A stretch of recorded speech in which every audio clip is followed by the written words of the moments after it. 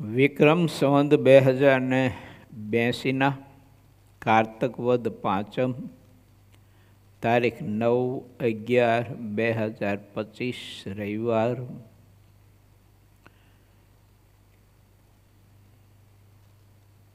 ભગવાન સ્વામિનારાયણે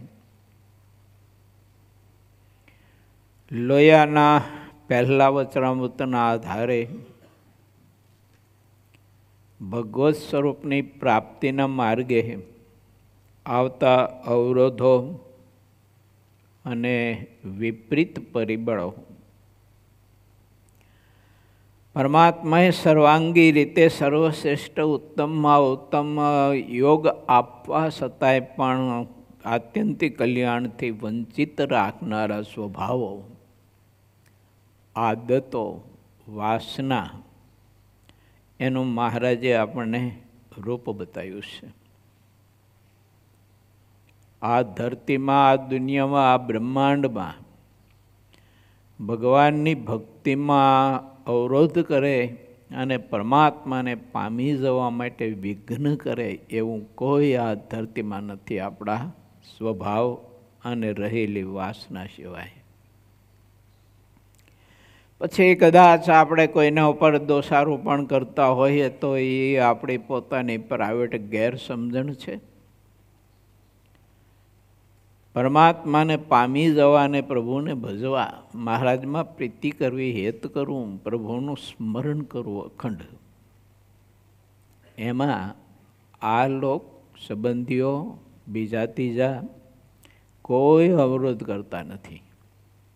કેવળ અને કેવળ આપણા સ્વભાવો, કારણ શરીરમાં રહેલી વાસના, દેહાત્મા બુદ્ધિ, આ સિવાય કોઈ અવરોધ કરી શકતું નથી.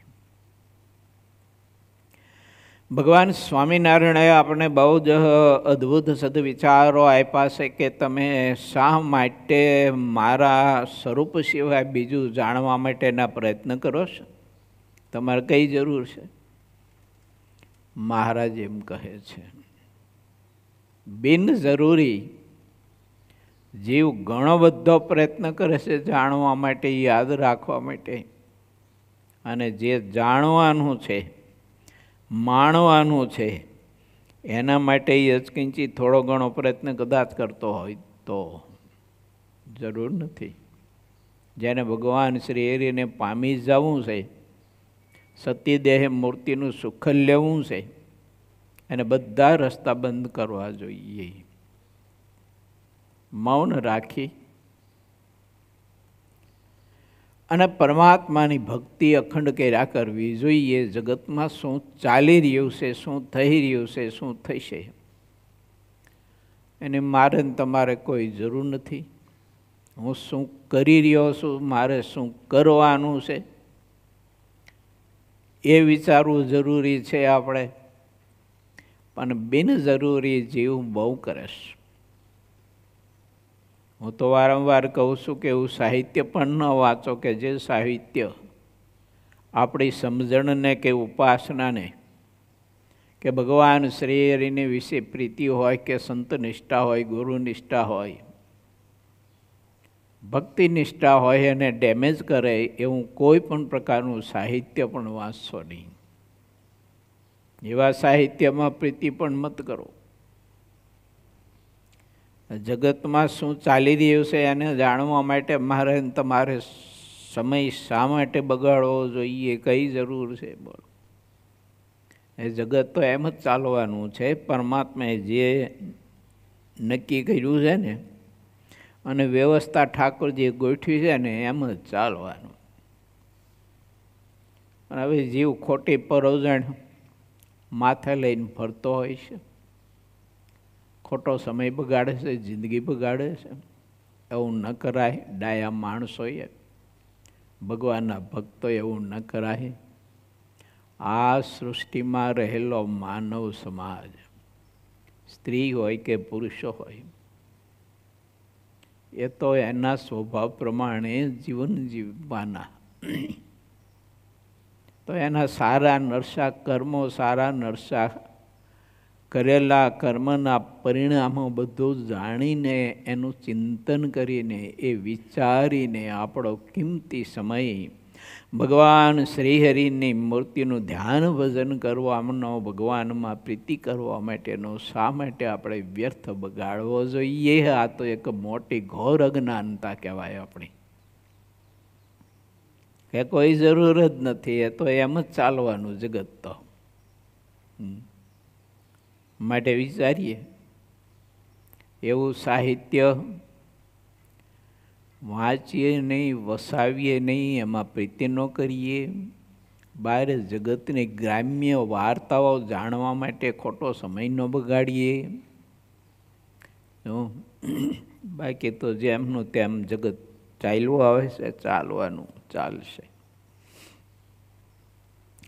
પણ જેને ભગવાન ભજવા છે, પ્રભુને પામી જવું, સતી દેહ મૂર્તિનું સુખ લેવું છે, એને તો એક જ મહારાજની મૂર્તિનું જ તાન હોવું જોઈએ. અને એને 24 કલાકનો સમય પરમાત્માએ આપ્યો છે ને, એ આપણને ઓછો પડવો જોઈએ. એવું ભજન કરવું પડે, એવી ભગવાનમાં પ્રીતિ કરવી પડે. અને એવો પુરુષાર્થ કરવો પડે. અને જાણપણા રૂપી દરવાજે અખંડ અખંડ જાગતું ઊભું રહેવું પડે. ઘણા બધા છે ને દરવાજે ઊભા તો હોય, પણ ઊભા ઊભા કાં તો બેઠા બેઠા ઊંઘતા હોય. જો શ્રીજી મહારાજનો મત છે. અને જેને ભગવાન શ્રીહરિની મૂર્તિનું સુખ લેવું, મહારાજ સંબંધી જ આનંદ માણવો, એ સિવાય શેમાંય કશામાંય રસ જ ન હોય ને, એ જાણપણા રૂપી દરવાજે જાગતો ઊભો છે. હા, બાકી તો બધા ઊંઘે છે. એટલે મહારાજે કહ્યું, 3 બાબતો પર વધુ વજન મૂકો. 1 ક્રોધો પર, બીજી બાબત કામ વાસના ઉપર વજન મૂકો,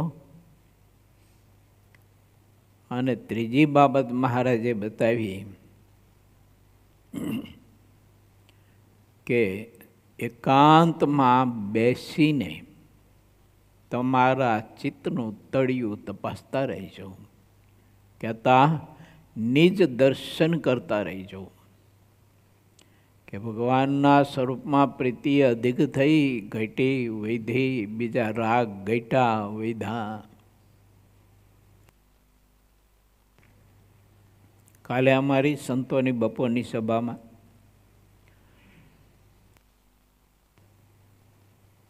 સંતો પાર્ષદો સાધકોને મેં કહ્યું હતું, મેં કીધું શ્રીજી મહારાજની કૃપા તો જો આપણા ઉપર કેટલી મહારાજે ભગવાન ભજવાની સાનુકૂળતા ને સગવડતા આપી છે ને, ગોઠવી દેશ પ્રભુ, ગોઠવતો રહે છે. પછી 1-2 દૃષ્ટાંતો આપ્યા. મેં તો આર્મીના આપણા યુવાનો દેશભક્તિ માટે કેટલી તપસ્યા કઠિન કરે છે, તેમ છતાંય એને નિયમ પ્રમાણે નક્કી કરેલું હોય એટલું જ ભોજન મળે. દેશભક્તિ માટે પણ આપણા આર્મીના યુવાનો કેટલી કઠિન તપસ્યા કરીને કેટલું સહન કરે છે. તો આ દેશનું સર્જન કરનારો સર્જનહારને મળવા માટે ને પ્રભુને પામવા માટે મારે તમારે આવી કોઈ કઠિન તપસ્યા કરવી નથી પડતી. આપણે અહીંયા સભા બેઠા હોય અને કથા ચાલતી ને તમે ઊંઘતા હોય, કોઈ ડોલા ખાતા હોય, કોઈ હોટી મારે આપણને, થોડોક મોડો પડ્યો હોય તો આપણને ઊભો રાખીને બેઠ ઉઠ કરાવે, હોટી મારે આપણને. મંગળા આરતી કે શણગાર આરતીમાં કથામાં ન આવ્યા હોય તો આપણને શિક્ષા કરે. ઓલા પણ છે ને જરાક મોડો પડ્યો હોય ને તો શિક્ષા પૂરી થાય. મેં સંતોને કાલે કહ્યું, કેવો દયાળુ ભગવાન છે. કોઈ શિક્ષા નહીં, કોઈ તકલીફ નહીં. જોઈએ એવું ભોજન જેટલે દિવસમાં જેટલી વાર જોતું હોય એટલી વાર. ભોજન સિવાયનું બીજું ફળ વગેરે વગેરે કોઈ નિયમ નહીં. એમ 500 ગ્રામ જ જમવા મળે એવું ખરું? ગળા સુધી ખાંચી ખાંચીને ભરો ને તમ તારે કોળિયો છેલ્લો બારો આવે ત્યાં સુધી ગમે તેટલું પાણી પીવો ને ગમે તેટલું પાણી ઢોળો ને કેટલી સગવડતા.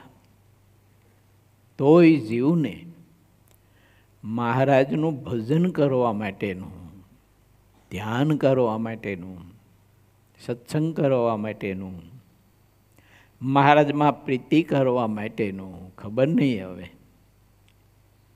એ બારામાં કેટલી બધી આળસ ને પ્રમાદતા, કેટલી અજ્ઞાનતા. અમારે તો સંતોને તો ભગવાન સ્વામિનારાયણની કૃપાએ કરીને કેવી સગવડતા.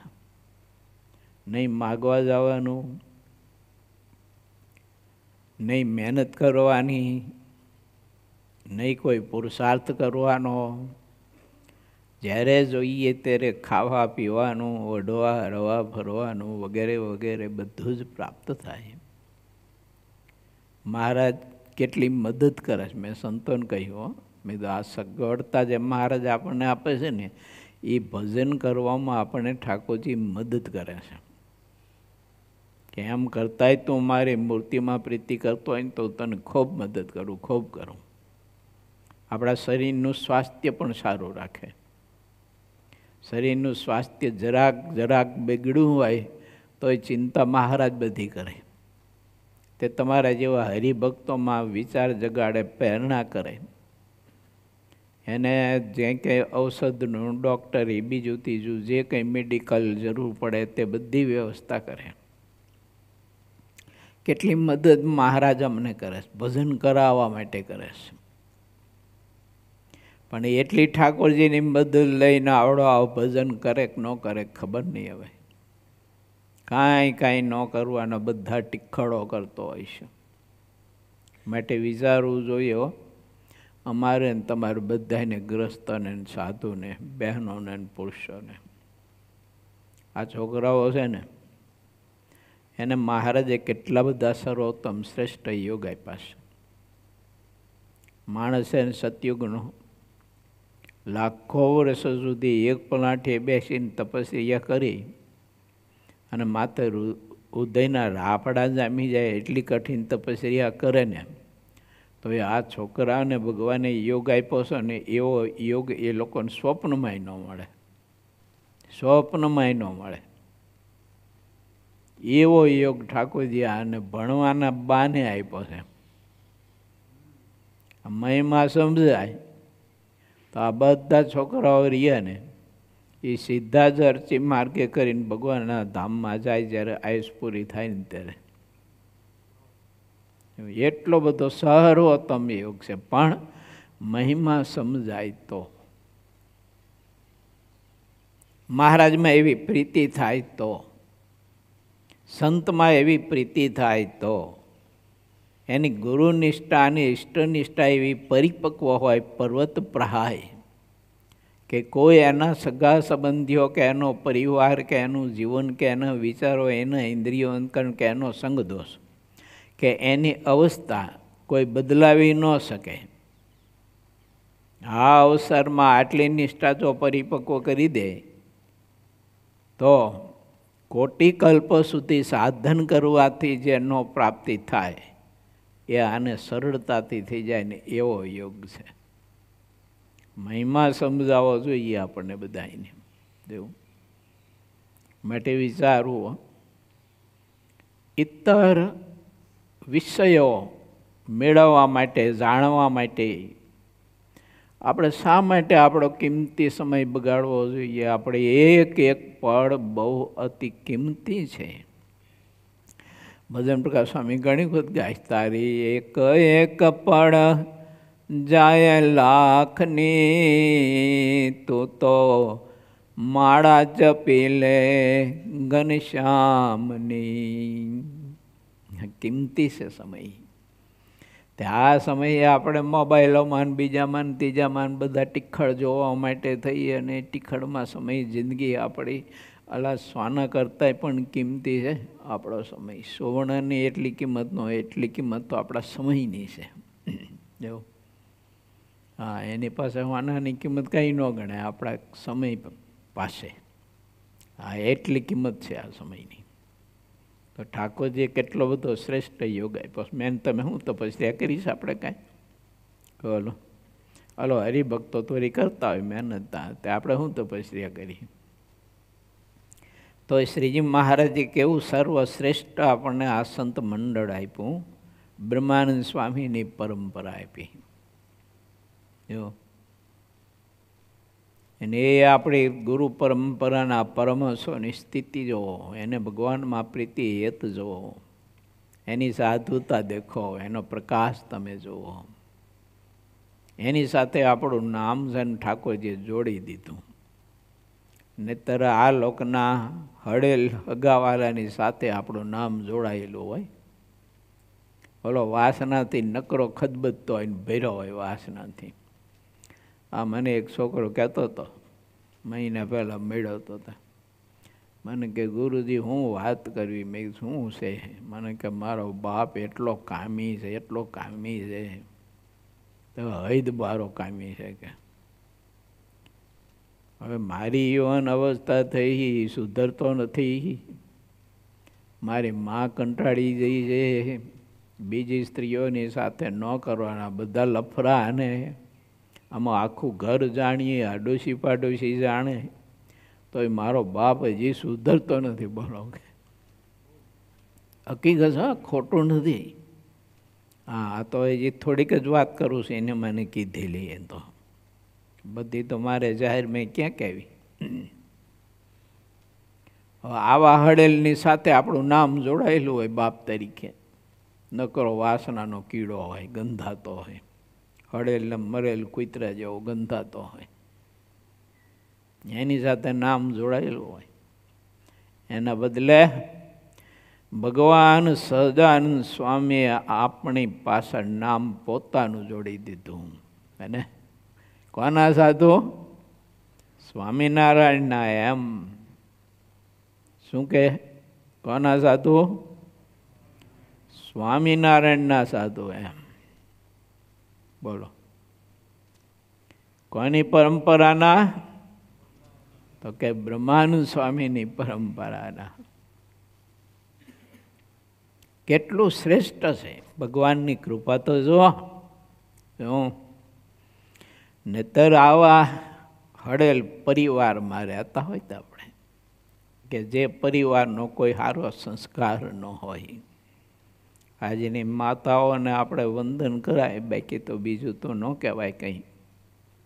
પણ એના દીકરા દીકરીઓને કેટલા બધા કુસંસ્કારો આપે છે. લગ્ન પહેલાં છોકરીને માં એને એવું શીખવતી હોય કે જ્યાં તું લગ્ન કરીને જા ને, બધાયની ચોટલી તારા હાથમાં રાખવાની. તારે શું કરવાનું?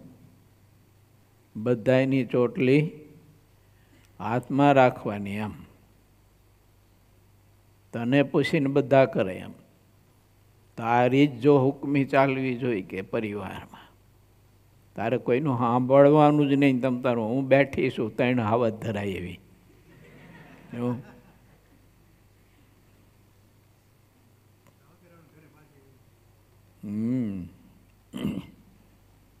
વાત કરો, આવું બધું છે. જો હવે એ બધામાંથી આપણને બચાવ્યા કે ન બચાવ્યા ઠાકોરજીએ. અને હવે આપણે એવો સંકલ્પ થાય કે હાલો હજી આપણે મરેલું કૂતરું ખાવા જવું છે. બોલો, તો પછી કેવા પૂર્વના પાપ બધા પ્રગટા હોય. ત્યારે આ આશ્રમ છોડી અને બીજા આશ્રમમાં જવાનો સંકલ્પ થાય. મહારાજની કેટલી બધી કૃપા છે. કેટલી દયાસ મહારાજની. જો એક છોકરી છે ને રોતી રોતી ઘીરે આવી, એને માં કે કેમ આવી ઘીરે રોવે?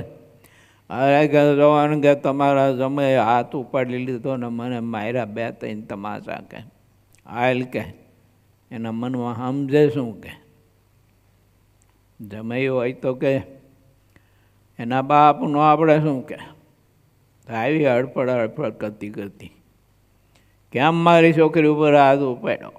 ઓલો કે ઉપાડ્યો કે બળબડાટ કરતી હતી તે. એને મૂંગું રહેવું જોઈએ ને, હું કામ મૂંગી રહે કે આવી મારી દીકરી કે ભણેલી ગણેલી હોશિયાર બુદ્ધિશાળી મેં તને આપી. જો મારી દીકરી 1 લાખ રૂપિયાની દીકરી તને મેં આપીને હાથ ઉપાડે એટલે સમજે શું તારા મનમાં? ત્યારે ઓલાએ કીધું કે 1.25 લાખમાં પાછી લઈ જવી છે. બોલો, ઉપર 25,000 આપું વધારે કે કેવો કંટાળ્યો હોય છે. અત્યારની માયું લગભગ આવા સંસ્કાર આપે છે દીકરીઓને. સંસ્કાર તો એવા આપવા જોઈએ કે જે લગ્ન વખતે આપણા પરમ ભગવતીય શ્રી જયભાઈ તડુક અમેરિકા એને દીકરીને આપ્યા તેવા આપવા જોઈએ. જો એને વરોટાવતી વખતે એની દીકરીને કહ્યું હતું કે હવે તારી મા અને તારો બાપ અમે નહીં, તારી મા અને તારો બાપ, તારા સાસુ અને સસરા, જો અને તારો પતિ એ તારું સર્વસ્વ, એની મરજીમાં રહેજે, એના પગલે પગલે ચાલજે, એનો પણસાયો થઈને રહેજે. આ સંસ્કાર આપવો પડે દીકરીઓને. તો આ લોકોને ખબર નહીં ને શું કરે ખબર, આવા કુસંસ્કાર આપે એટલે એને ખબર નથી કે ઓલો રેલો છે એની પાછો પગ હેઠે જવાનો. એને એની દીકરીને આવા કુસંસ્કાર આપ્યા હોય, પછી એનો છોકરો એક હોય ને એના લગ્ન કરે, તો એના લગ્ન કર્યા હોય તે જે નવોઢા આવી હોય એ એવા સંસ્કાર લઈને આવી હોય કે ન આવી હોય. એટલે મૂળ તો રેલો તો ત્યાં જ આવ્યો પાછો. એટલે એ આવીને ઘરનું પછી બધું હાથમાં લઈને જો હુકમી ચલવે અને ઘરમાં કોઈને કંઈ હરખું આવે નહીં, હક પડે નહીં કોઈને. બધી બાજી હાથમાં ઓલા ને, અને ઓલો આખો દી નોકરી કરવાની, જે મહિને પગાર આવે એ બધો અહીં જમા કરાવી દેવાનો માતાજી પાસે. અને 5 રૂપિયા જોતા હોય તો એની પાસે માગવાના, દાણા બાણા નાખે ત્યારે 5 રૂપિયા પાસ થાય. આવું છે છોકરો, વિચારજો હજી સંબંધ નથી થયા ત્યાં સુધીમાં.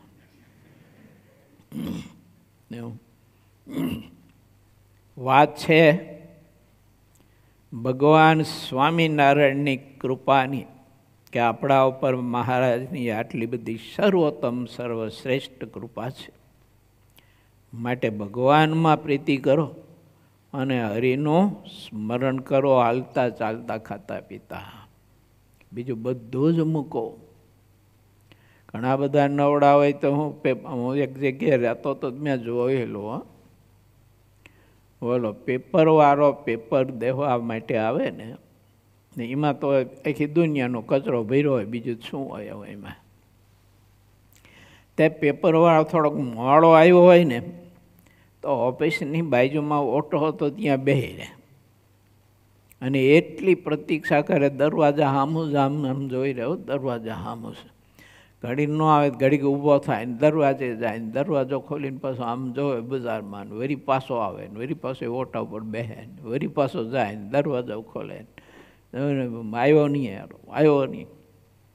અને જેવો પેપરવાળો આવે ને ત્યાં દોડીને ઠેઠ દરવાજા સુધી લેવા જાય. બોલો, હાથ પેપર લઈને પછી ગરી જાય એના ગલકુડામાં, ખલંગામાં. અને એક એક એક એક અક્ષરો કાનો માત્ર શીખે વાંચે. બોલો, હવે એમાં આખી દુનિયાનો કચરો જ ભર્યો હોય, બીજું કશું જ ન હોય. ભગવાને યોગ તો આપ્યો, ત્યાગી હતો આ પાછો, ગ્રસ્ત નહોતો કંઈ. તો ઠાકોરજી એને જમવાનો બીજો ત્રીજો રહેવા કરવાનો કેટલો બધો ભગવાનને યોગ આપ્યો. અને સગવડતા બધી ગોઠવી દે, ઠાકોરજી કેટલી મદદ કરે ભગવાન ભજવા માટે. પણ એને કોઈ દિવસ જિંદગીમાં આત્માએ વચનામૃત નથી લીધું, શિક્ષાપત્રી નથી વાંચી કોઈ દિવસ. રામકૃષ્ણ ગોઈ નહોતું આવડતું, બોલાવીને જો આરતી નહોતી આવડતી, જય સદગુરુ સ્વામી આરતી નહોતી આવડતી. હતો સાધુ, શું કરવાનું? માટે વિચારીએ કે આવા રાગ જીવને કેવા બંધાઈ જાય ને જિંદગી ખતમ કરી નાખે એવું. એટલે એવું ના કરાય. ભગવાને સમય આપ્યો હોય, અમુક ઉંમર થાય પછી જગતનો કચરો નહીં જાણો. જો કહેતો તો ને કહેતી હતી, બધું મૂકો, ભગવાનમાં પ્રીતિ કરો, પ્રભુનું સ્મરણ કરો. તમને 24 કલાક ઓછી પડવી પડે, સમય ઓછો પડવો પડે, એટલું વજન થવું પડે. આ બધા સદવિચારો મહારાજે આપણને સૌ કોઈને આપ્યા છે. લોયાનું પહેલું 24મા પૂરના પ્રથમ તરંગમાં આ કથા આપણે ગઈકાલ અને પરમ દિવસે 2 દિવસ સાંભળી. આજે પણ લોયાના પહેલા વચનામૃતમાં જ પ્રવેશ કરવાનો છે આપણે. પૂર 24મો તરંગ બીજો, લોયાનું પહેલું વચનામૃત ચાલુ. નિર્માનાનંદ સ્વામી, સુકાનંદ સ્વામી ને ભજનાનંદ સ્વામીના પ્રશ્નનો ઉત્તર જ્યારે થઈ રહ્યો ત્યારે મોટા શિવાનંદ સ્વામીએ પ્રશ્ન પૂછ્યો કે ભગવાનનો નિશ્ચય તો સંપૂર્ણ હોય તો પણ અંતરમાં કૃતાર્થપણું મનાતું નથી, તેનું શું કારણ છે? એનું આ બધું કારણ.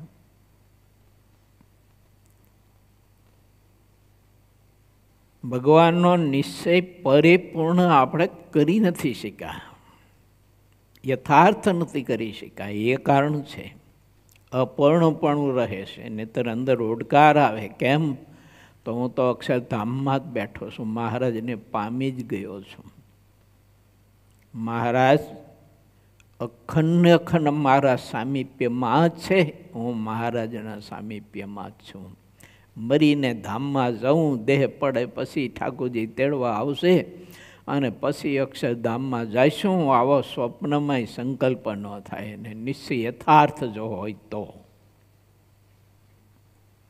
અને એ યથાર્થ નિશ્ચય કરવાના બધા જ યોગ મહારાજે આપણને આપ્યા છે ને ઠાકોરજી બધી રીતે મદદ કરે છે. તો મને તમને પરિપૂર્ણ વિશ્વાસ એવો હોવો જોઈએ ને, એવો નિશ્ચય દૃઢ હોવો જોઈએ ને કે અક્ષરધામના અધિપતિ મને મળ્યા અને મહારાજે એના આવા મુક્તના યોગમાં મને રાખ્યો છે કે જેને ભગવાનનો અખંડ સંબંધ છે. મહારાજની મૂર્તિના સંબંધ વિના એક ક્ષણ માત્ર એક આંખનો મટકો મારો એટલો સમય ખોટો વ્યર્થ નથી વિતાવતા એવા મહામુક્તનો ભેળો મને રાખ્યો છે. એવા મહારાજના મહામુક્ત પુરુષ મને અખંડને અખંડ પોષી રહ્યા છે, દ્રષ્ટિથી, સંકલ્પથી. મારા માટે હું નથી કરી શકતો એટલી આરાધના તો એ મારા કલ્યાણ માટે એ કરે છે. સતત ને સતત એના પ્રત્યેક સત્કર્મમાં મને 2 ડગલા આગળ રાખે છે. પહેલું સત્કર્મ મારા માટે કરે, પછી એના માટે કરે છે. એને મહાત્મા મહિમા નિશ્ચય જીવને હોવો જરૂરી ને. આવો જેને નિશ્ચય થયો હોય, આવો જેને ભરોસો હોય, એને કોઈ દે સ્વપ્નમાં સંકલ્પ ન થાય કે મરી પછી ધામમાં જઈશ. એના માટે ધામ કાંઈ જુદું જ નથી. કેમ? તો એ તો અક્ષરધામમાં જ બિરાજે છે, મહારાજના સામીપ્યમાં જ છે તે ભક્ત. એવો ઓટકાર હોય એને. જો મહારાજે એવું લખવામાં, એવું કૃતાર્થપણું મનાય.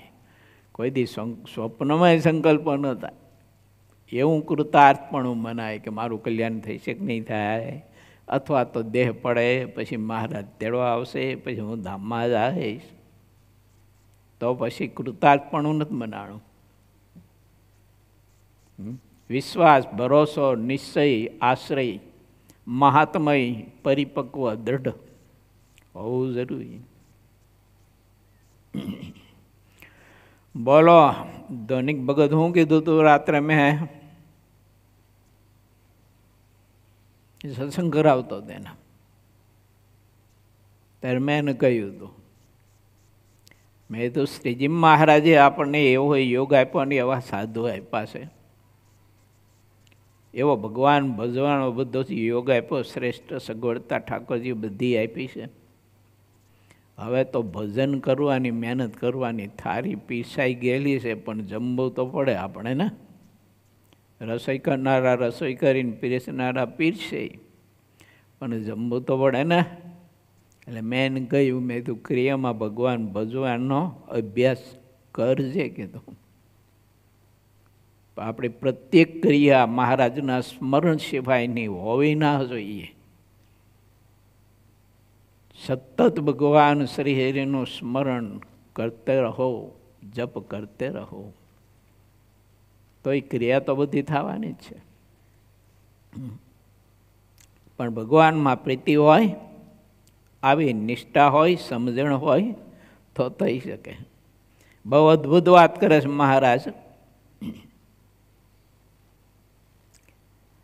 શિવાનંદ સ્વામીએ જ્યારે પ્રશ્ન કર્યો ત્યારે શ્રીહરિ બોલ્યા કે કામ, ક્રોધ, લોભ, સ્વાદ, સ્નેહ અને માન ઇત્યાદિક અંત શત્રુએ કરીને જેનું અંતર દગ્ધ વર્તતું હોય, કહેતા દાઝી ગયું હોય, એનાથી અવરાયેલું હોય, એવું વર્તતું હોય, તેને નિશ્ચય હોય તો પણ કૃતાર્થપણું ન મનાય. એવું લમણામ સીધું જ બધું. અકૃતાર્થપણું મનાય છે, કૃતાર્થપણું નથી મનાતું, અકૃતાર્થપણું થાય છે. પરિપૂર્ણ કૃતાર્થપણું નથી મનાતું કે હવે તો મારે કલ્યાણમાં કંઈ બાકી જ નથી, મહારાજને પામી ચૂક્યો. એનું કારણ મહારાજ બતાવ્યું. કામ, ક્રોધ, લોભ, સ્વાદ, સ્નેહ અને માન, આ બધા સ્વભાવો એ આપણને કૃતાર્થપણું મનાવવા દેતા નથી અને અકૃતાર્થપણું રહે છે. જબરી વાત છે.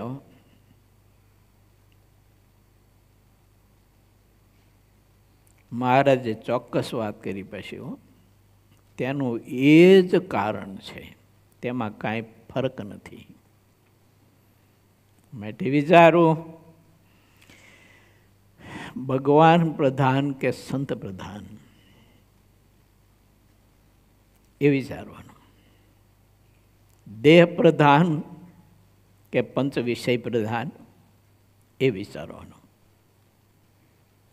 સગા સંબંધી પ્રધાન કે પછી ભગવાન કે સંત પ્રધાન એ વિચારવાનું. ધાંગધ્રા મંદિરમાં અમે રહેતા હતા દિવ્યેશ્વરો સ્વામીને. મેં તે એક ભગત હતા એમ, તે મંદિર દર્શન કરવા માટે આવે ને પછી બેસે સત્સંગ કરવા. તે હું સત્સંગ કરાવતો હોય પણ એને ટેવ એવી તો બોલ કર્યા કરે. મને કે બહુ હેત હો તમારા માન, સંતો માન, તમારા માન દિવ્યેશ્વરો સ્વામીમાં બહુ હેત, મને બહુ હેત કે મને બહુ હેત, હું તો કે કૃતાર્થ થઈ ગયો, એવું હેત. મેં એક દિન પૂછ્યું, અહીંયા હું હતો ને ત્યારે વર્ષમાં 2-3 વખત તાવ બહુ આવતો. અહીંયા હું ઓલું આવું ગલકુડા જેવું ને, કંઈ ચોખ્ખી હવા મળે નહીં, ગટરો ખુલી, ચારે બાજુ બહારની બુંડરા બધું ગંધાતું હોય, મચ્છર તમે જુઓ તો બગડાટી બોલાવે એટલા મચ્છર, અને કંઈ સગવડતા નંબર એમ જા મચ્છરદાની બીજું ત્રીજું કાંઈ. તો વર્ષમાં 2-3 વખત તાવ આવતો, પણ જબરો આવતો, જીવ લેણ તાવ આવતો. મેં એમને કહ્યું, મેં તો હું બીમાર પડું અને પછી તમારા ઘરના બીમાર પડે તો કીધું તમે કોની સેવા કરો? તે જોઈ રહ્યા મારી અમે. મેં કીધું હું પ્રાણી છું, મારી અમે જોઈ રહ્યા હો કીધું. બોલો, અમે બે એક હારે બીમાર પડી તો તમે કોની સેવા કરો? એ તો કે ઘરનાની જ કરવી પડે ને કે. બોલો, મને કે તમારામાં બહુ હેત, બહુ પ્રીતિ, કે બહુ પ્રીતિ, મને બહુ હેત. કે વાત એ છે ભગવાન અને સંત પ્રધાન કે દેહ પ્રધાન કે દેહીઓ પ્રધાન કે સંપત્તિ પ્રધાન? શું પ્રધાન? જેને પામબાસી પ્રધાન નથી કરી શક્યા તો કેટલી બધી અજ્ઞાનતા લઈને હજુ બેઠા છે. અને વળી પાછી આપણી જાતને બહુ જ મોટા જ્ઞાની પુરુષ માનતા હોઈએ. અમે તો એકાંતિક, ઘણા બધા આવે તો કે એ એકાંતિકનું રસોડું ક્યાં છે? કે એકાંતિકનું. એટલે એકાંતિકને રસોડું પહેલાં યાદ આવે કે મૂર્તિ યાદ આવે? શું આવે કહો છે મને? મને ખબર નથી, તમને ખબર હોય કહો છે. જે એકાંતિક ભક્ત હોય એને પહેલાં રહોડું યાદ આવે કે ઠાકોરજી આવે? કોણ આવે? મહારાજે એકાંતિક ભક્તના લક્ષણ બતાવ્યા છે. ગઈકાલે આપણે બપોરે માધવ સ્વામી વાંચતા હતા એકાંતિક ધર્મ, ધર્મામૃતમાં. એમ આવ્યું હતું કે નહોતું આવ્યું? એકાંતિક ધર્મ જેનામાં હોય, એકાંતિક ભક્ત હોય, એને પંચ વિષયનો અતિશય અભાવ હોય. કેવો હોય? તો મરી ગયેલું ને હળી ગયેલું ને ગંધાતું, માથું ફાટી જાય એવું ગંધાતું, એવું કૂતરું જોઈએ ને જેવી અરુચિ થાય આપણને, એવો પંચ વિષયનો અભાવ હોય એને. એકાંતિકની આ વાત છે. અને એવો જે એકાંતિક ભક્ત છે ને એના માટે ધર્મામૃતમાં લખ્યું છે કે એવો જે એકાંતિક ભક્ત હોય તે મહારાજના ધામમાં જ બેઠો છે, અક્ષરધામમાં જ છે. તો એવા એકાંતિક ભક્ત થવા માટે ને એકાંતિક ધર્મ ધારવા માટેનો યોગ મહારાજે આજે આપણને આપ્યો છે કે જે પૂર્વે કોઈને હોઈ શકે નહીં હોય. બાકી તપસ્યાઓ તો બહુ કરી, યજ્ઞો તો બહુ કર્યા મોટા મોટા. કોઈ હો યજ્ઞ કર્યા ધરતી ઉપર. કેવા કર્યા? તો કે સોનાની વેદિકાવાળા યજ્ઞ કર્યા. યજ્ઞકુંડની બાજુમાં વેદિકા બનાવે ને એ સોનાના પતરાથી મઢેલી વેદિકા. બોલો. અને એટલી દક્ષિણાઓ આપે કે બ્રાહ્મણો ઉપાડી ન શકે એટલી તો દક્ષિણાઓ યજ્ઞની સમાપ્તિના અંતે આપે. આવા તો યજ્ઞ કેટલા ખબર છે? પૃથુ મહારાજે 100 યજ્ઞ કર્યા. બોલો, 100 યજ્ઞ કર્યા. એક યજ્ઞ નહીં. આપણે તે એક યજ્ઞમાં લાંબા થઈ જઈએ.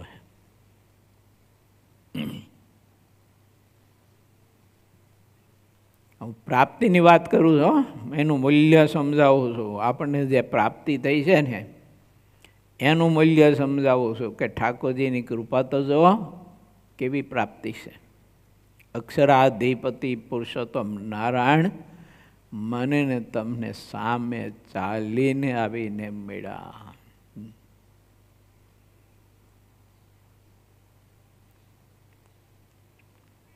માટે વિચારીઓ, કામ, ક્રોધ, લોભ, ઈર્ષા, અહંકાર,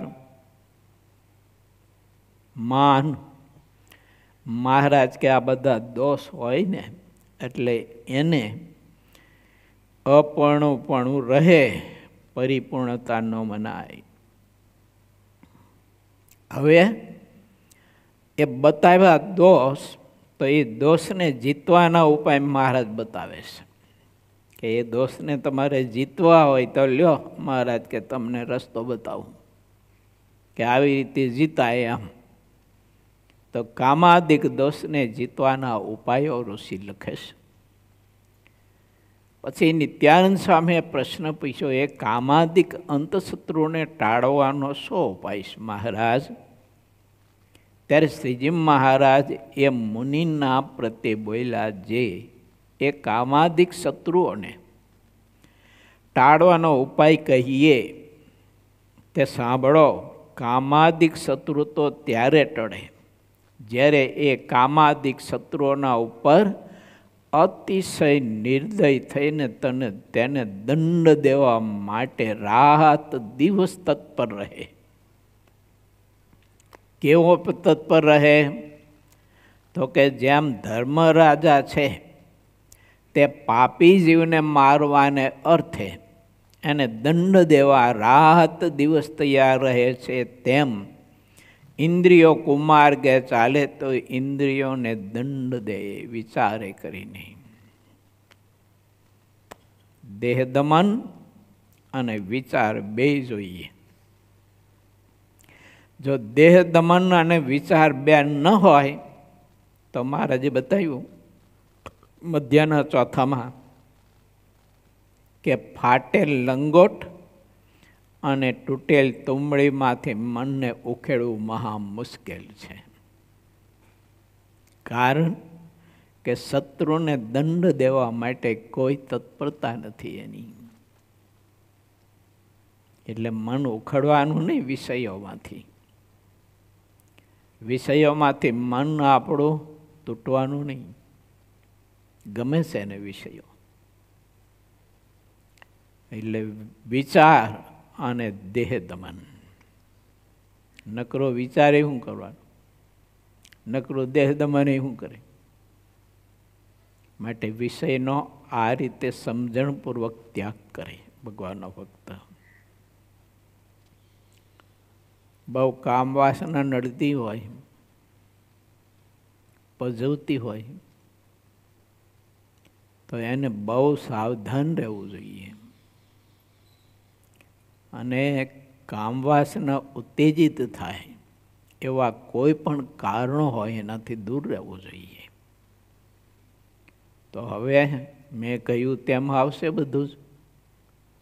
કોઈ પણ ચલચિત્રો જે સાહિત્યમાં એનું મંડન કરવામાં આવતું હોય, પંચય વિષયનું મંડન કરવામાં આવતું હોય, આવું કોઈ પણ સાહિત્ય, પછી સાહિત્ય જોવાનું હોય તો ભલે, વાંચવાનું હોય તો ભલે, પણ એનો ત્યાગ શત્રુની પેઠે કરવો જોઈએ. ગ્રસ્ત હોય કે ત્યાગી, બધા માટે આ નિયમ છે. કોઈ ત્યાગીને જ લાગુ પડશે એવું ન સમજતા. તમારા ગ્રસ્ત માટે 7 પ્રકારનું બ્રહ્મચર્ય લખ્યું છે. તો એ 7 પ્રકારે તમારે હંમેશા નિયમમાં રહી અને સ્ત્રીનો ત્યાગ રાખવો જ જોઈએ. ના રાખો તો એટલો આજ્ઞાભંગ થાય છે. તો જેટલો આજ્ઞાભંગ થાય છે તો નિશ્ચયમાં એટલી ખામી છે. નિશ્ચયમાં ખામી છે તો પ્રીતિમાં ખામી છે. કેમ? તો કાર્યાણીનો 11મો વચનામૃત એમ કહે છે કે પ્રીતિનું લક્ષણ તો એ છે કે પોતાના પ્રિયતમની મરજી લોપી ન શકે, તે પ્રીતિનું લક્ષણ છે. તો શિક્ષાપત્રીમાં ભગવાન સ્વામિનારાયણે આની સ્પષ્ટતા કરી અને આપણને બતાવ્યું છે. મહારાજે બાણ ભવાય જોવા એવું લખ્યું ને? તો હું લખ્યું? બાણ ભવાય જોવા નહીં એવું ન લખ્યું? તો પછી બાણ ભવાય કોને કહેવાય? કે જે રૂપ, જે ચિત્ર, જે આકાર, જે દૃશ્ય વિકાર ઊભા કરે, પરમાત્મામાંથી પ્રીતિ ઘટાડે, આપણે ભાન બોલાવી દે, આપણા આશ્રમની ભાન બોલાવી દે, આપણે જેનો આશ્રય છે એ આશ્રયનું ભાન બોલાવી દે, આ બધી ભાન ભવાઈ કહેવાય. જેવું તો એનો ભગવાનના ભક્તે ત્યાગ કરવો પડે. મહારાજની આજ્ઞા શિક્ષાપત્રીમાં. બીજું મેં કહ્યું ને આગળ પહેલાં પ્રારંભમાં કે જગતમાં શું થઈ રહ્યું ને શું થાય છે એ જાણવાની જો આપણને જિજ્ઞાસા હોય, ઈચ્છા રહેતી હોય તો નિશ્ચય નથી મહારાજનો, પ્રીતિ નથી મહારાજમાં. કેમ? શિક્ષાપત્રી મહારાજે ના પાડીશ. મહારાજ કે 4 ચક્ષુ ન થાવ. લખ્યું ના લખ્યું શિક્ષાપત્રીમાં? ચાર ચક્ષુ ન થવું, દેહની વિશે બુદ્ધિ ન રાખવી, સગા સંબંધીની વિશે મમત્વ બુદ્ધિ ન રાખવી, વિતંડાવાદ ન કરવો. આ બધું જ ભગવાન સ્વામિનારાયણે આપણને બતાવ્યું છે. માર્ગ બધા જ મહારાજે બંધ કરવા માટેની આજ્ઞા કરી છે. પણ હવે જીવ રહી શકતો હોય નહીં બિચારો, એટલે એને જગતનું બધું જાણવું પડે. ન જાણે તો બિચારાને ખાધેલું પચે નહીં. આ બધી તકલીફ હોય એટલે પેપરો વાંચો, આ બધો જગતનો કચરો બધો વાંચવો હોય એ એના માટે પચાવવા માટેની ટેબ્લેટ માંની હોય એમ કે આ ખાઈ તો જ આપણને ખાધેલું પચે, ભૂખ લાગે એમ. આવા બધા વ્યસન થઈ ગયા હોય. અને પછી ભગવાનને પાછા પ્રાર્થના સ્તુતિ કરતા હોય. ભગવાને જાણે કે સારું ઠીક છે, હવે સ્તુતિ પ્રાર્થના કરે છે તે નજરમાં તો હું રાખીશ, પણ હવે ચોખ્ખો થાય તે દિવસે વાત. હવે તને આ જગતનો હજી બધો કચરો બહુ અંદર ભરવાની કામનાની ઈચ્છા છે ને, એટલે ભર્યા કરી તને. જો ભાઈ ઠાકોરજી બીજો જન્મ એવી જગ્યાએ જ આપે જે પરિવારમાં નકરા કુસંસ્કાર હોય એવા પરિવારમાં. નિત્યાનંદ સ્વામીએ કહ્યું, મહારાજ એનો ઉપાય તો બતાવો મારા બાપ. મહારાજ કે ઉપાય એમ રાજા જેમ પાપી જીવને દંડ દેવા તત્પર રહે છે તેમ મહારાજ કે એને દંડ દેવો સંકલ્પ થયો કામ વાસનાનો, કોઈ સ્ત્રીનું રૂપ જોવાનો કામોત્તચક સંકલ્પ થયો, અને જે ઘડીએ સંકલ્પ થયો એ જ ઘડીએ અહીંયા એને ધોકા મારવા મંડી પડો. વિચારે કરીને મહારાજ કે પાછા વળો, પ્રાયચિત કરો. શું કરશો? તો મહારાજ કે ઊંચે સ્વરે નિર્લજ થઈને તાળી વજાડીને સ્વામિનારાયણ સ્વામિનારાયણ ભજન કરો. લોહિયાના છઠ્ઠામાં આવશે આગળ વાત આપણે. એવું આવું બતાવ્યું મહારાજે. સંકલ્પ થાય ને તુરત જ એ જ ક્ષણે એમ સ્ત્રી સંબંધી કોઈ પણ સંકલ્પ સુખ ભોગવવાનો થયો એટલે તુરત જ ઊંચે સ્વરે નિર્લજ થઈને તાળી વજાડીને સ્વામિનારાયણ સ્વામિનારાયણ સ્વામિનારાયણ, હે મહારાજ બચાવો બચાવો, મારા બાપ બચાવો. એવું છે. પહેલો ભક્તિના માર્ગમાં વિઘ્ન માયા જો કરતી હોય ને તો આ સાધનથી કરે છે. કયા સાધનથી કરે છે? કામ દોષના સાધનથી કરે છે. ત્યાગી કે ગ્રસ્ત, નાનો કે મોટો. માટે આપણે વિચારીએ, ભગવાન શ્રી કહે છે કે એવા તત્પર રહો. રાજાના સિપાહીઓ ચોરને પકડવામાં અને ચોરને દંડ દેવામાં કેટલા બધા સાવધાન હોય, તત્પર હોય. ચોર હાથમાં આવે એટલે મારીને ધોઈ જ નાખે એને. જો આ એટલો બધો મારે, એટલો બધો મારે, અધમુઓ કરી નાખે, એટલો બધો મારે. અને પહેલાંના જમાનામાં તો કોઈ પ્રદેશોમાં એવા કડક નિયમ હતા. ચોરી કરતા પકડાયો એટલે 2 હાથના આંગળા જ કાપી નાખવાના એના. જો આંગળા વગરના મુઠ્ઠા છે ને હાથ થઈ જાય. અને કોઈ પ્રદેશોમાં તો એવું કડક હતું કે એના કાંડા જ કાપી નાખવાના. ચોરી કરીને પકડાયો એટલે એને પૂછવાનું જ નહીં, કાંડા જ કાપી નાખવાના.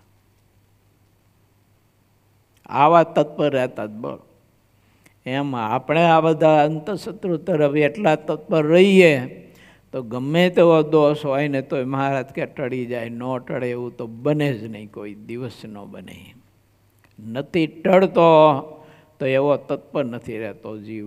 એટલે જો એ તરફ થોડોક આળસુ છે, પ્રમાદી છે, બેદરકાર રહે છે. એટલે પછી તે સ્વભાવ ટળતા નથી. આપણા ક્રોધ આ તે એ ગરીબ ભગત જ્યારે મળે ત્યારે કે મન ગારો ક્રોધ બહુ બગડાટી બોલાવી નાખું. પછી પશ્ચાતાપ થાય કે ઘરના ને મા હોય તો મા, ને બાપ હોય બાપ, ને બધા એવી બગડાટી બોલાવી નાખું કે હાથમાં જે આવે એનો ઘા કરું કે આવું થાઈશ કે જ્યારે જવું ત્યારે આ વાત કરે, પણ સુધારો ન કરે. એટલે વાત કરીએ થોડુંક પતે. મેં રસ્તા બતાવ્યા હતા બધા. મેં કીધું ક્રોધ થતો હોય તો આ રસ્તા બંધ કર, ક્રોધનો સંકોચ કરવો પડે. આમાં કેટલા અપરાધ થઈ જાય ખબર છે ક્રોધના કારણે. ક્રોધના આવેશમાં આવીને કંઈક ને કોઈને ન કહેવાના શબ્દ કહી દે, ગાયડો દઈ દે. ઘણા બધા હરિભગત હારા કહેવાતા હોય પણ ગાયડો બહુ બોલતા હોય. એવું આ બૈરાને ગાયડું દેતા હોય, બળદને ગાયડું દેતા હોય. તો બળદ નથી, ટ્રેક્ટરને ગાયડું દે. એમાં હું સરખું ન હાલતું હોય તો. માટે તત્પર રહેવું, આ બધા દોષ ટાળવા માટે ભગવાનના ભક્તોએ. અને એક વાત મેં બતાવી હતી પ્રેમજીભાઈ, ખબર છે ને? આપણી જોમ પરિષદમાં, ગઈ જોમ પરિષદમાં કઈ બતાવી હતી ખબર? દોષનો અહંકાર. કેવો બતાવ્યો હતો? દોષનો અહંકાર એ પણ આપણને દોષથી મુક્ત ન થવા દે. હું કામી છું, હું કામી છું, હું કામી છું, હું ક્રોધી છું, હું ક્રોધી છું, હું લોભી છું, હું લોભી છું. એ દોષ અહંકાર એમાંથી બહાર જ ન નીકળવા દે ઝાડમાંથી જીવને. દોષ દર્શન નક્કી એ કરવું જ જોઈએ, હોવું જ જોઈએ, પણ એનો અહંકાર ન હોવો જોઈએ. તો એ તો દેહાત્મ બુદ્ધિ તો પછી ચિંતન જ કરાવવાનું એનું. આ થોડીક વાતો ઊંડી ને ઝીણી છે, સમજવી કઠણ છે. સમજાય તો કામ થઈ જાય એવી સરળ છે.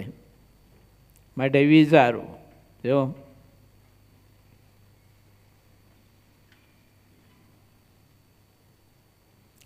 માટે મહારાજ કહે છે કે કોઈ પણ ઇન્દ્રિય, પંચ જ્ઞાનેન્દ્રિય કે કર્મેન્દ્રિય, કુમાર્ગે ચાલવાનો જ્યારે એ પ્રારંભ કરે, મંગલાચરણ કરે કે સંકલ્પ કરે, તો એ સંકલ્પ કરતાની સાથે જ એને તમે ડામી દો. જો એ સંકલ્પમાં નહીં ભળો. મહારાજે પ્રથમના 15માં લખ્યું છે, મનના ગાઢ બેડું ભગવાનના ભક્તે ભળવું નહીં. એ સંકલ્પમાં બેડો કયો કહેવાય? આપણને સંકલ્પ થયો હલો કોઈ કામ વાસનાનો, કોઈ સ્ત્રીને ભોગવવાનો સંકલ્પ થયો અને તરત જ એનું પ્રાયચિત ન કર્યું ને ભગવાનનો આશ્રય ન લીધો, એટલે સમજવાનું કે સંકલ્પમાં આત્મા ભળી ગયો. તો તુરત જ જો પ્રાયચિત કરે, તુરત જ મહારાજના શરણે વયો જાય અને પ્રભુને યાદ કરવા માંડી પડે, સ્વામિનારાયણ સ્વામિનારાયણ સ્વામિનારાયણ ભજન કરવા માંડી પડે, તો સમજવાનું કે મનના ગાઢ ભેળો આત્મા ભેળો નથી. અને મહારાજનો આશ્રય નથી લેતા, ભક્તિ નથી કરતા, એની શુદ્ધિ નથી કરતા, તો આપણે મનના ગાઢ ભેળા બળી જઈશું. તો એ બળી જાય તો પછી મન તો આપણને ગોથું ખવડાવવાનું, વિષયમાં જોડી દેશે. વિષયમાં જોડી દે એટલે મહારાજની મરજી લોપાય છે. મહારાજની મરજી લોપાય છે એટલે આત્મા છે એ નિર્બળ થવાનો છે. સબળ પણ ધાવાનો નિર્બળ. પછી આત્માને નક્કી થઈ જાય કે હું સ્ત્રી વિના રહી જ ન શકું. એક જગ્યાએ કથા કરવા જતો ચાતુર્માસની, ત્યારે પછી રાત્રે એક હરિભગત આવતા સત્સંગ કરતા. ત્યાં 9, 9:30 વાગ્યા સુધી સત્સંગ કરું. તે આમ વાતો જ્ઞાનની મોટી મોટી કરે બધી, સમજ્યા? તે બધા એને વેદાંતિ કહેતા. હું પછી શુષ્ક વેદાંતિ કહેતો એને. તો વાતો મોટી મોટી કરે ને પછી 9:30 થાય ને તો આમ જોયા જ કરે, આમને ઘડિયાળ કાંડે જોયા જ કરે. મને 9:30 થઈ ગયા કે ચાલું જવું પડશે કે. મેં બેસવાનો સત્સંગ કરી કીધું. આટલી ઉંમરે, એની ઉંમર હશે લગભગ 59 કે 70 વર્ષની આજુબાજુની ઉંમર હશે. મને કે યાર કે સ્વામી તમને ખબર ન હોય. પણ મેં કીધું યાર હું કે યાર કીધું. મને કે યાર તમને ખબર ન હોય કેમ? મને કે છોકરાની મા પછી મારા વિના રહી ન શકે, મારે જવું પડે. મેં કીધું આ શુષ્ક વેદાંતિ ડોશી વિના નથી રહી શકતો. જો આ ગઈઢો ટર્ચો થયો તો એ નથી રહી શકતો. બોલો, આ ઓલા હિંકેલી ગયા હોય આવે ગાલમાં ગોબા બોબા પડી ગયેલા, મોઢું ઘોઘાઈ એવું થઈ ગયેલું, દાંત બાત હતા નહીં. વાસ્તવિક છે હો, નામ તો ન દેવાય મારે, જોકે વૈયાઈ ગયા હોય પણ તો એ ન દેવાય. માટે આપણે વિચારું કે તત્પર રહો, સંકલ્પ ઉઠો, તરત બહાર દો, મહારાજનો આશ્રય લઈ લો. આપણે ગાડી લઈને જતા એને આપણા હાથે ભયંકર એક્સિડન્ટ થઈ ગયું, એક બે માણસોને આપણે કચરી નાખ્યા, તો પછી આપણે શું કરી? દોડીને પોલીસ સ્ટેશને વૈજિક ન વહી જાય, અને પોલીસ સ્ટેશને ન જાય તો ટોળું ભેગું થઈને આને ટીપી નાખે, અને પોલીસ સ્ટેશને વહી જાય કોઈ આંગળી ન અડાડી શકે, નિર્ભય. ભલે ગમે તેવો ભયંકર એક્સિડન્ટ થયો હોય ને. તો પોલીસ એટલે એક સરકારના કર્મચારી, એક ફરજદાર. એવું એક ફરજદારના શરણે જાય તો માણસ એટલો ગુનો કર્યો હોય તો નિર્ભય રહે છે, અને એને કોઈ આંગળી ન અડાડી શકે. તો સરકારનો સરકાર આ પરબ્રહ્મ પરમાત્મા છે, અને આપણે સંકલ્પ થયો એટલે સમજી લેવાનું કે બહુ ભયંકર એક્સિડન્ટ કહેવાય. અને મહારાજના શરણે વયો જાય એટલે મહારાજને યાદ કરે એટલે મહારાજના શરણે આત્મા ગયો કહેવાય. અને એ આત્મા છે ને નિર્ભય થઈ જાય, પછી એને કામ દોષ છે ને એ કોઈ દિવસ પજવી ન શકે. એને ક્રોધ ન પજવી શકે, એને લોભ ન પજવી શકે, નહીંતર ભેગા થઈને ટીપી નાખે જીવને. જો હા હતો નહોતો એ મોહ કરી નાખે, એવો અધમો એવો. મતલબ કે ભગવાન ભજે હો ન રહેવા દે એને. અને એવો પછી કામ દોષમાં અને ક્રોધ ને લોભમાં એટલો બધો આ તરબળ થઈ જાય એમાં. જો આવી વાત છે, બહુ અદ્ભુત છે ને વજરામત. બોલો લોયાનું પહેલું. હજી તો લોયાના પહેલા વચનામૃતના એક બે પ્રશ્ન જ આપણે ચર્ચાશો, હજી આ બાકી છે. દંડ દે કેવી રીતે, હા એ પ્રશ્ન બધો આપણે આવતીકાલે હવે વિશેષ લઈશું. 7મી ચોપાઈ સુધીની કથા લીધી છે, 8મી ચોપાઈમાં આપણે આવતીકાલે પ્રવેશ કરીશું. માટે સાર કેટલો છે? આટલો જ છે. કેટલો? કે ભગવાન સ્વામિનારાયણ મને ને તમને પ્રગટ મળ્યા છે. મહારાજના એવા મુક્ત પુરુષો પણ આપણને મળ્યા છે.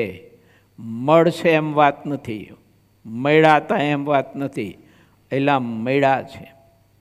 હવે નિષ્ઠા અને નિશ્ચય દ્રઢ કરવા માટેનો મારે તમારે પુરુષાર્થ કહો તો પુરુષાર્થ, સમજણ કહો તો સમજણ, જે કહો તે. પણ આટલું જ કરવાનું છે કે આપણી નિષ્ઠાને કોઈ દોષ, આપણી નિષ્ઠાને કોઈ સંગ, આપણી નિષ્ઠાને કોઈ શાસ્ત્ર, અને આપણી નિષ્ઠાને કોઈ પણ શબ્દ ચાતુર્ય બદલાવી ન શકે. બસ આટલી ભગવત અને ગુરુ કે સંત નિષ્ઠા જો દ્રઢ કરી હશે તો એને માટે મરીને ભગવાનના ધામમાં જવાનું છે નહીં, એ અક્ષરધામમાં જ બેઠો છે. મહારાજની મૂર્તિના સામીપ્યમાં જ તે આત્મા અખંડ પ્રભુ ભેળો જ રહે છે. બસ આટલું આ કથાનું રહસ્ય આપણે પરિપક્વ દ્રઢ કરીએ. શ્રીપતિમ સિદ્ધરમ સર્વદેવેશ્વરમ ભક્તિધર્માતુજમ વાસુદેવમ હરે માધવમ કેશવમ કારણમ સ્વામિનારાયણમ નીલકંઠમ ભજે સહજાનંદ સ્વામી મહારાજની.